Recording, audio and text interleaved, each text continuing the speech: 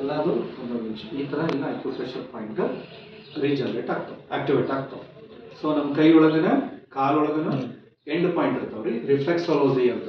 ನಮ್ಮ ದೇಹದ ಎಲ್ಲ ಆರ್ಗನ್ಸ್ ರಿಫ್ಲೆಕ್ಸಾಲಜಿ ಇರ್ತೈತಿ. ಅದ್ರ ಪ್ರಕಾರ ಇದು ಅಕ್ಯುರೇಟ್ ಆಗಿ 7200 RPM ಒಳಗೆ ಇದು ಅಕ್ಯುಪ್ರೆಷರ್ ಮಾಡ್ತದೆ. ಈ ಅಕ್ಯುಪ್ರೆಷರ್ ಇಂದ ನಮಗೆ ಎಲ್ಲ ಆರ್ಗನ್ಸ್ ರೀಜನರೇಟ್ ಆಗ್ತದೆ. ಉದಾಹರಣೆಗೆ ಈಗ ಶುಗರ್ ಬರ್ತೈತಿ ಯಾರಿಗಾದ್ರು, ಶುಗರ್ ಬಂದ್ರೆ ಏನು ಮಾಡ್ಬೇಕ್ರಿ, ಪ್ಯಾನ್ಕ್ರಿಯಾಸ್ ಫಂಕ್ಷನ್ ಆಕ್ಟಿವ್ ಆದ್ರೆ ಶುಗರ್ ತಂತಾನ ಕಡಿಮೆ ಆಗ್ತೈತಿ. ಇದು ಸೈನ್ಸ್ ಓಕೆ ರೀ. ಸೊ ಆ ಒಂದು ವಿಷಯದೊಳಗೆ ಈ ಶುಗರ್ ಪಾಯಿಂಟ್ ಅನ್ನ ಕಡಿಮೆ ಮಾಡ್ಕೊಳಕ ನಮ್ಮ ಕಾಲೊಳಗೆ ಇಲ್ಲಿ ಪ್ಯಾನ್ಕ್ರಿಯಾಸ್ ಪಾಯಿಂಟ್ ಇರುತ್ತೆ.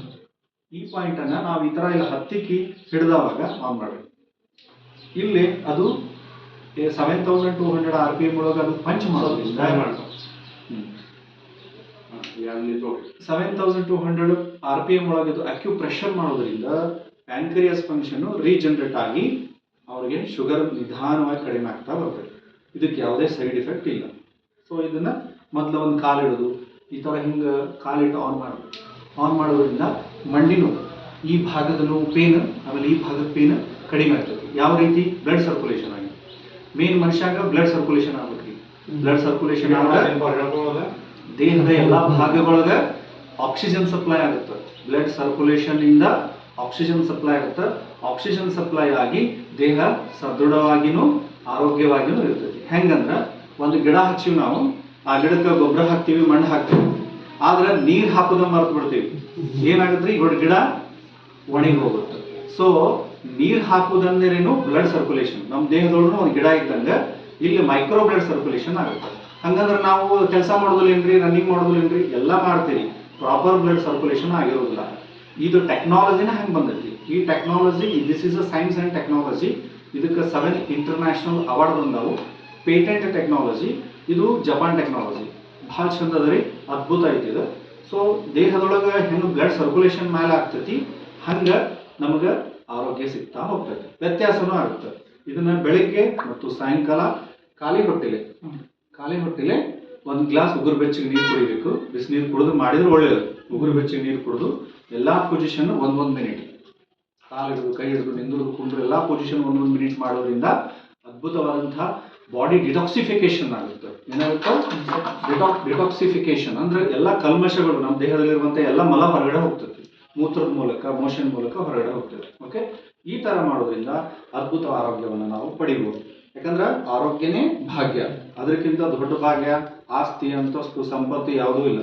ಎಲ್ಲ ಐತಿ, 100 ಎಕರೆ ಹೊಲ ಐತಿ, ನಿನ್ಗೆ ರೋಗ ಐತಿ ಅಂದ್ರೆ ತಗೊಂಡು ಏನು ಮಾಡೋರು ಏನಾದ್ರು. ಸೊ ಹಾಸ್ಪಿಟಲ್ ಇಂದ ದೂರ ಇರೋದು, this is the best option. ಇನ್ನೊಂದು ಪ್ರಾಬ್ಲಮ್, ಈ ತರ ಈ ಕಾರಣ ಕಡಿಮೆ.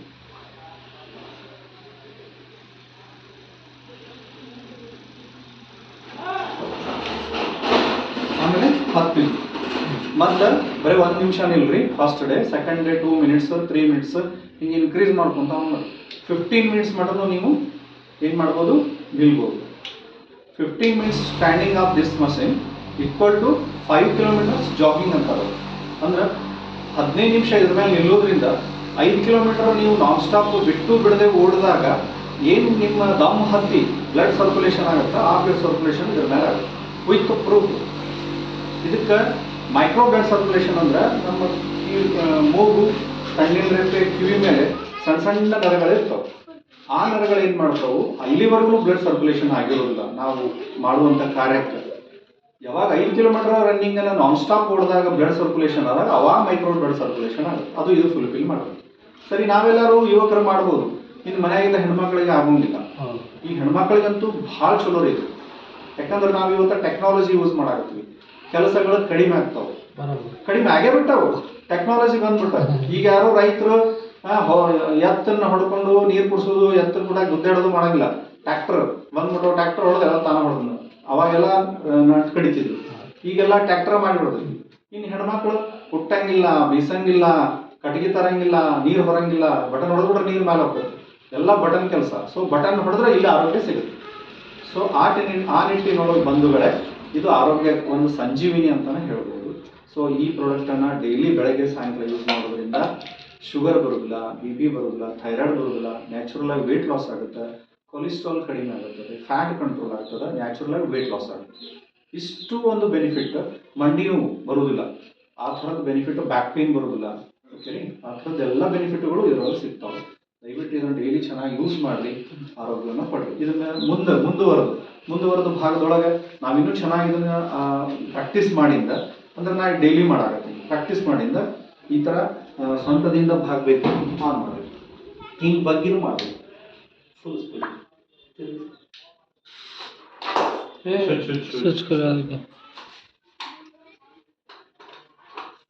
ಸ್ವಲ್ಪ ಸರ್ ಸ್ಟೋರ್ ಹಿಂದೆ ಮಕ್ಕಳಿಗೆ ಅಂದ್ರೆ ಇದಾಗ ಶಾರ್ಟೇಜ್ ವೈರಲ್ಲ. ಸೊ ಹಿಂಗೆ ಸ್ವಂತದಿಂದ ಅಂದ್ರೆ ಆಫ್ ಮಾಡಬೇಕು. ಸ್ವಂತದಿಂದ ಹಿಂಗೆ ಕೈ ಹತ್ತಿ ನಿಧಾನ ಬಗ್ಬೇಕಾದ್ರೆ ಈ ಪೊಸಿಷನ್ನ ಪೂರ್ತಿ ಹಿಂಗೆ ಸ್ವಂತದಿಂದನೇ ಬಗ್ಬೇಕು, ಸಡನ್ಲಿ ಬಾಗ್ಬಾರ್ದು, ಕ್ಯಾಚ್ ಆಗೋ ಚಾನ್ಸಸ್ ಇದೆ. ಈ ಥರ ಮಾಡೋದ್ರಿಂದ ಬಗ್ಗಿ ಅದು 2 ನಿಮಿಷ ಅಥವಾ 5 ನಿಮಿಷ ನಿಲ್ಲೋದ್ರಿಂದ ಮೈಗ್ರೇನ್ ಬರೋದಿಲ್ಲ. ಅಂದ್ರೆ ಅರ್ಧ ತಲೆನೋವು ನೀವು ಜುಮ್ಮನದೊಳಗೂ ಬರಂಗಿಲ್ಲ ಈ ಥರ ಮಾಡಿದ್ರೆ. ಅದ್ಭುತವಾದಂತಹ ಗ್ಯಾಸ್. ಇದ್ರೊಳಗೆ ಏನಾರ ಸಮಸ್ಯೆ ಇದ್ದವ್ರಿಂದ, ಅಂದ್ರೆ ಬ್ಲಡ್ ಸರ್ಕ್ಯುಲೇಷನ್ ಆಗಿಲ್ಲ, ಬ್ಲಾಕೇಜ್ ಆಗೈತೆ ಅವ್ರಿಗೆ ಸಮಥಿಂಗ್, ಅಂಥವ್ರಿಗೆ ಇದ್ರ ಮೇಲೆ ನಿಲ್ಲಿಕ್ಕೆ ಆಗಂಗಿಲ್ಲ. ಸ್ಟಾರ್ಟಿಂಗ್ ಅವರು ರೂಢಿ ಮಾಡಿಕೊಂಡು ಮಾಡಬೇಕು. ಓಕೆ ರೀ, ಕುರ್ಚಿ ಮೇಲೆ ಸಪೋರ್ಟ್ ತಗೋಬೋದು. ಮತ್ತು ನಿಧಾನಕ ಮೇಲೆ ಉಸಿರು ತಗೊಂತ ಮೇಲೆ ಬರಬೇಕು. ಇನ್ನು ವಯಸ್ಸಾದವರು ಕುರ್ಚಿ ಸಪೋರ್ಟ್ ತಗೊಂಡು ಇದ್ರ ಮೇಲೆ ಕುಂದಿರ್ಬೇಕು ಫಸ್ಟಿಗೆ. ಆಮೇಲೆ ರೂಢಿ ಆದಂಗೆಲ್ಲ ನಿಂತೂ ಮಾಡ್ಬೋದು.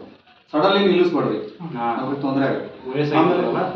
ವಯಸ್ಸಾಗಿರ್ತೈತಲ್ಲ ಅವ್ರ ಕುರ್ಚಿ ಮೇಲೆ ಇಟ್ಟು ಫಸ್ಟ್ ಕಾಲಿಂದ ಮಾಡ್ಕೊಳಿಕ್ಕೆ ರೂಢಿ ಆಗುತ್ತೆ. ಒಂದು ಕಾಲು ಇಡಬೇಕು, ರೂಢಿ ಆಗುತ್ತೆ 2 ಕಾಲು ಇಡಬೇಕು, ಸ್ವಲ್ಪ ನಿಲ್ಲಬೇಕು, 1 ನಿಮಿಷ ಪಟ್ಟನ ಆಫ್ ಮಾಡಬೇಕು, ಮತ್ತೆ 2 ನಿಮಿಷ. ಅದನ್ನು ಇನ್ಕ್ರೀಸ್ ಮಾಡ್ಕೊಂತ ಹೋದ್ರೆ ಅದ್ಭುತ ಬೆನಿಫಿಟ್ ಸಿಗುತ್ತೆ. ಯಾರು ಮಾಡ್ಬೋದು ಅನ್ನೋದು ಹೇಳ್ತಾರೆ. ಯಾರಿಂದ ಮಾಡಬಾರ್ದು ಅಂತಂದ್ರೆ, ಕೆಲವರಿಗೆ ಓಪನ್ ಹಾರ್ಟ್ ಸರ್ಜರಿ ಆಗಿರ್ತೈತೆ, ಆಪರೇಷನ್, ಹಾರ್ಟ್ ಪ್ರಾಬ್ಲಮ್ ಆಪರೇಷನ್ ಆಗಿರುತ್ತೆ. ಹಾರ್ಟ್ ಪ್ರಾಬ್ಲಮ್ ಇದ್ದು ನಮಗೆ ಹಾರ್ಟ್ ಸಮಸ್ಯೆ ಹೇಳಾರಿ ಆಪರೇಷನ್ ಮಾಡ್ಕೊಂಡಿಲ್ಲ, ಅವ್ರು ಖಂಡಿತ ಮಾಡ್ಬೇಕಿದ್ದನ್ನ.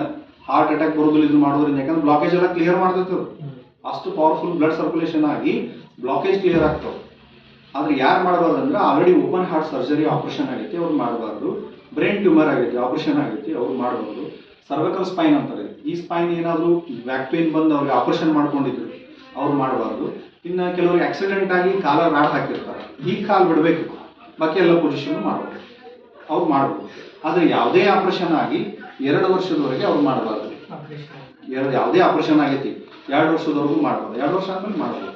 ಯಾವುದೇ ಆಪರೇಷನ್ ಅಂದ್ರೆ ಇವನ್ ಬಿಟ್ಟು ಈಗೇನು ಹೇಳಿದ್ನಲ್ಲ, ಓಪನ್ ಹಾರ್ಟ್ ಸರ್ಜರಿ ಅವ್ರಿಗೆ ಮಾಡಾಕ ಕೊಡಬಾರ್ದು, ಬ್ರೈನ್ ಆಪರೇಷನ್ ಮಾಡಾಕ ಕೊಡಬಾರ್ದು. ಇಂಥವ್ರು ಬಿಟ್ಟು ಸರ್ವೈಕಲ್ ಸ್ಪೈನ್ ಆಪರೇಷನ್ ಆಗಿ ದೊಡ್ಡದೊಂದಿಷ್ಟು ಉದ್ದ ಮಾಡಕ್ಕೆ ಕೊಡಬಾರ್ದು. ಅವ್ರನ್ನ ಬಿಟ್ಟು ಬೇರೆ ಸಣ್ಣ ಪುಟ್ಟ ಅಂದ್ರೆ ಸಿಜರಿನ್ ಆಗೈತಿ, ಫೈಲ್ಸ್ ಆಗೈತಿ, ಅಂತ ಆಪರೇಷನ್, ಸಣ್ಣ ಪುಟ್ಟ ಆಪರೇಷನ್ ಅವಕ್ಕೇನಾದ್ರು ಮಾಡಿದ್ರೆ ನಡೀತದೆ. ಅದು 2 ವರ್ಷ ಮಾಡಬಾರ್ದು. ಖಂಡಿತ ಅದು ಮೊದಲು ಕಡಿಮೆ ಆಗುತ್ತೆ. ಕುಂತು ಪೊಸಿಷನ್ ತೋರಿಸ್ತೀನಿ. ಆಮೇಲೆ ಇದ್ರ ಮೇಲೆ ಈ ತರ ಆಮೇಲೆ ಕೆಲವರು ಗರ್ಭಿಣಿ ಸ್ತ್ರೀಯರು ಇರ್ತಾರೆ, ಗರ್ಭಿಣಿ ಸ್ತ್ರೀಯರಿಗೆ ಮಾಡಕ್ ಕೊಡಬಾರ್ದು. ಪ್ರೆಗ್ನೆಂಟ್ ಇರ್ತಾರ ಅವ್ರು ಮಾಡಬಾರ್ದು. ಆಮೇಲೆ ಈಗ ಡೇಟ್ ಆಗಿರ್ತದೆ ಹೆಣ್ಮಕ್ಳು, ಆ ಟೈಮ್ನಾಗ ಮಾಡಬಾರ್ದು. 5 ಡೇಸ್ ಬಿಡ್ಬೇಕು. ಹಿಂಗೂ ಕುಂತು ಮಾಡ್ಬೋದು, ಹಂಗಲ್ಲ ಬಿಡ್ಬೋದು. ಮೂರು ವ್ಯಾಧಿಗೆ ಅದು ಹಿಂಗೂ ಕುಂದಿರ್ಬೇಕು. 3 ವ್ಯಾಧಿ ಒಂದು ತೋರಿಸ್ತಾರೆ.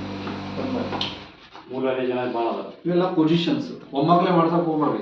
ಪ್ರಾಕ್ಟೀಸ್ ಮಾಡಿ ನೀವು ಮಾಡ್ಬೋದು. ಬರ್ತದೆ ನೋಡೋದು ಸೈಡ್ ಮಾಡೋದು ಈ ಥರ ಪೊಸಿಷನ್. ಬೆನ್ನು ನೇರಾಗಿರ್ಬೇಕು, ಮೈ ಹಗರು ಬಿಡೋದು, ಬಿಗಿಡಿಬಾರ್ದು. ಇದನ್ನ ಯಾರು ಕೊಡ್ಬೇಕಂತ ಎಕ್ಸ್ಪ್ಲೇನ್ ಮಾಡಿ. ಎಸ್ಪೆಷಲಿ ಬ್ಯಾಕ್ ಪೇನ್ ಇದ್ದವರು, ಇಲ್ಲಿಂದ ಸರ್ವೈಕಲ್ ಸ್ಪೈನ್ ಅವ್ರಿಗೆ ಸಪೋರ್ಟ್ ಆಗುತ್ತೆ. ಇಲ್ಲಿ ಮೇಡಮ್ ಬ್ಲಡ್ ಸರ್ಕ್ಯುಲೇಷನ್ ಆಗುತ್ತೆ. ಆಮೇಲೆ ಫೈಲ್ಸ್ ಬರಬಾರ್ದಂತ ಇದು ಮಾಡಬೇಕು. ಬಂದವರು ಆ ಟೈಮ್ನಾಗ ಮಾಡಕ್ ಹೋಗ್ಬಾರ್ದು. ಈಗ ಎಕ್ಸಾಂಪಲ್ ಬ್ಲೀಡಿಂಗ್ ಆಗ್ತಿರುತ್ತೆ, ಫೈಲ್ಸ್ ಆಗೈತಿ, ಅವ್ರು ಮಾಡಬಾರ್ದು. ಆರಾಮ್ ಮಾಡ್ಕೊಂಡು ಹೊಳ್ಳಿ ಮಾಡ್ಕೋಬೇಕು, ಫೈಲ್ಸ್ ಆಗೋದಿಲ್ಲ. ಹಿಂಗೆ ಬ್ಯಾಕ್ ಪೇನಿಗಂತೂ ಬೆಸ್ಟ್ ಪೊಸಿಷನ್. ಆಮೇಲೆ ಕಾನ್ಸ್ಟಿಪೇಷನ್ ಕ್ಲಿಯರ್ ಆಗುತ್ತೆ, ಮಲಬದ್ಧತೆ, ಹೊಟ್ಟಿ ಸಾಫ್ ಆಗುತ್ತೆ. ಇದು ಬೆಸ್ಟ್ ಆಪ್ಷನ್. ಊಟ ಮಾಡಿದ್ ಕರಗುತ್ತೆ, ಮೇನ್ ಅದಲ್ರಿ. ಊಟ ಮಾಡಿದ್ ಕರಗಿದ್ರೆ ಹೊಟ್ಟಿ ಸಾಫ್ ಆದ್ರೆ ಮೂರು ಹೋಗ್ತದೆ, ಆರೋಗ್ಯನ ಫುಲ್ ಮನುಷ್ಯ. ಆಮೇಲೆ ಅಸಿಡಿಟಿ, ಗ್ಯಾಸ್ ಟ್ರಬಲ್, ಹೊಟ್ಟಿ ಎದಿ ಉಳಿ ಸುಡ್ತೈತಿ, ಉರಿ ಇರ್ತೈತಿ. ಇದು ಪಾದ ಉರಿತಿರ್ತಾವೆ, ಪಾದ ಜುಮ್ ಹಿಡಿತಿರ್ತೈತಿ, ಪಾದ ಜಗ್ತಿರ್ತಾವೆ, ನರ ಜಗ್ತಿರ್ತಾವೆ, ಎಲ್ಲ ಕ್ಲಿಯರ್ ಮಾಡಿ ಕೊಡ್ತೀವಿ. ಇಷ್ಟೂ ಬೆನಿಫಿಟ್ ಇದ್ರೊಳಗೆ ಸಿಗ್ತದೆ. ಸೊ ಇದು ಅದ್ಭುತವಾದಂಥ ಒಂದು ಗ್ಯಾಜೆಟ್ ಅಂತ ಹೇಳ್ಬೋದು. ಬಹಳ ಅದ್ಭುತವಾದ. ನಿಮ್ಗೆ ಏನಾದ್ರು ಗೊತ್ತಾಗಿಲ್ಲ ಕೇಳ್ರಿ.